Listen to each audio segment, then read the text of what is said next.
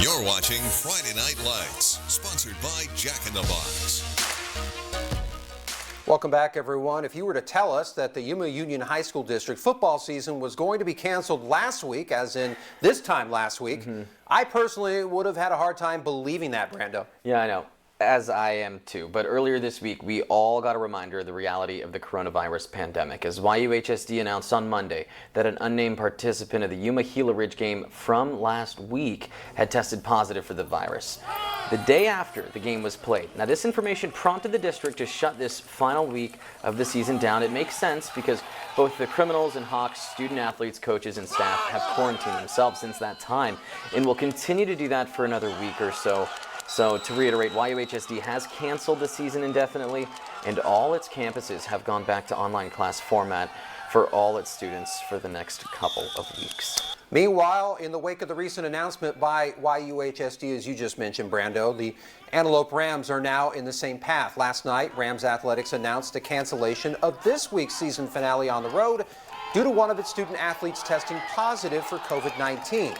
The abrupt end of the Rams season is especially sad because they still had an outside shot at claiming at least a spot in the 2A playoffs.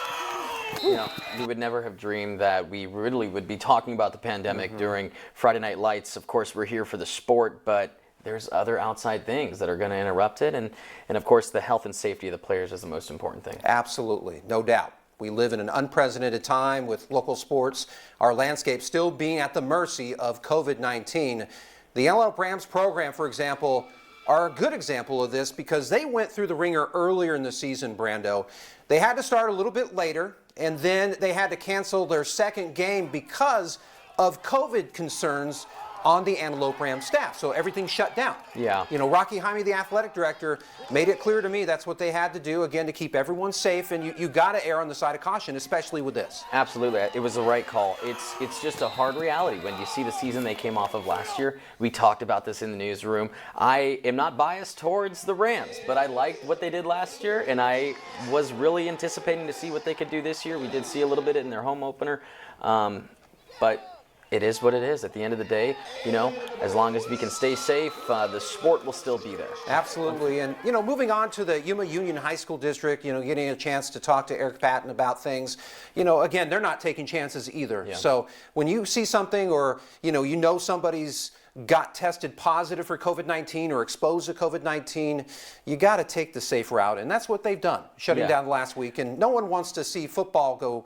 away, but you know, again, you just can't take those chances. And you couldn't have said it better. I mean, I know parents may be upset, especially the seniors on the football team. I really feel for them. There are some teams, for instance, the highlight we just saw there, Jaheim Jones-Wilson with Gila Ridge just having an incredible year. We'd love to see what they could have done, but it's not worth, you know, the risk of what could possibly come from it. So I think erring on the side of caution is the right way to go.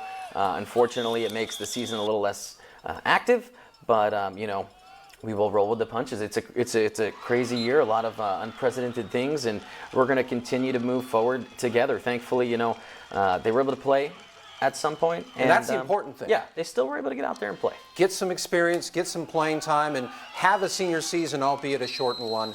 And, you know, we got to leave off with the Imperial Valley because we haven't talked about the Valley in a number of weeks, and, you know, they've really toughed things out. Well, really, for the past few months, they've been sitting and having to wait out this storm that we're in right now because they're not able to play the spring. And now that's kind of uncertain because of the rising number of cases. And I think they were hoping that by the time they could end up playing in the spring, things would be a lot lower than they were. Unfortunately, things are not going in the direction we'd like to see. Of course, we talk about it every day here with the cases in Yuma. In Imperial, you know, we're seeing the same thing. So, of course, it's going to take all of us as a community to be able to bring these numbers down.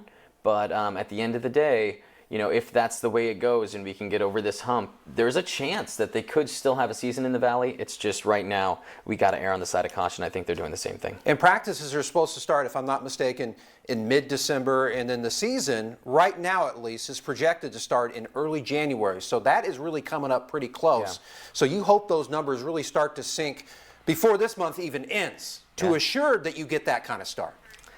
And really, like I said, it's each one of us to take those precautions. I know, even at the games, they ask you to wear your masks and socially distance. And as I've seen while we're out there, fans are doing that. They are doing their part. But, of course, when the players start to come in contact, of course, on the field, that's when things can get a little scary. And I think the districts are making the right decision. Absolutely. And everyone, hopefully, is out there doing their part. Yeah. All right, still to come on FNL. Well, tonight's program, has a positive ending to this. We got a positive note. It does. We got to end on a positive note, which includes our FNL scoreboard, our helmet props, which are ones you're not going to want to miss. Some incredible stats tonight and incredible plays. Our Jack in the Box Play of the Week. Keep it here on FNL.